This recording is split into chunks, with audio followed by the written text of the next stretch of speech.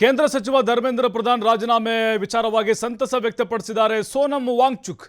ನೋಡಿ, ಇವರ ಒಂದು ಪ್ರತಿಫಲ ಕೂಡ ಹೌದು, ಇವರು ಹೋರಾಟದ ಪ್ರತಿಫಲ ಕೂಡ ಹೌದು. 21 ದಿನ ಇವರು ಸತ್ಯಾಗ್ರಹ ಮಾಡಿದ್ರು, ಏನು ತಿಂದಿರಲಿಲ್ಲ ಅವರು, ಏನು ಕುಡಿದಿರಲಿಲ್ಲ ಅವರು, ನಿರಂತರವಾಗಿ ಉಪವಾಸ ಕೂತಿದ್ರು. ಅದಾದಮೇಲೆ ಅವ್ರನ್ನ ಸಫ್ದರ್ಜಂಗ್ ಆಸ್ಪತ್ರೆಗೆ ದಾಖಲು ಮಾಡಿದರು. ಅದಾದಮೇಲೆ ಗುರುಗ್ರಾಮ್ ಕರ್ಕೊಂಡು ಹೋದ್ರು. ಸ್ವತಃ JP ನಡ್ಡಾ ಆಸ್ಪತ್ರೆಗೆ ಹೋಗಿ ಅವರಿಗೆ ಜ್ಯೂಸ್ ಕುಡಿಸಿದ್ರು, ಕೆಲವು ಭರವಸೆಗಳನ್ನು ಕೊಟ್ಟರು. ಅದಾದಮೇಲೆ ಅವರು ವಾಪಸ್ ತಗೊಂಡ್ರು. ಇದು ಶಾಂತಿ, ತಾಳ್ಮೆ, ಪರಿಶ್ರಮದ ಗೆಲುವು ಅಂತ ಹೇಳಿದ್ದಾರೆ. ಇದು ಪ್ರಜಾಪ್ರಭುತ್ವದ ಗೆಲುವು ಅಂತ ಹೋರಾಟಗಾರ ಸೋನಂ ವಾಂಗ್ಚುಕ್ ಎಕ್ಸ್ನಲ್ಲಿ ಪೋಸ್ಟ್ ಮಾಡಿದ್ದಾರೆ. ನೋಡಿ, ಸೋನಂ ವಾಂಗ್ಚುಕ್ ಲಡಾಖ್ನ ಒಬ್ಬ ಹೋರಾಟಗಾರ. ಅವರು ಆಸ್ಪತ್ರೆಯಲ್ಲಿ ಇದ್ಕೊಂಡೇ ಗರ್ಜಿಸ್ತಾ ಇದ್ರು.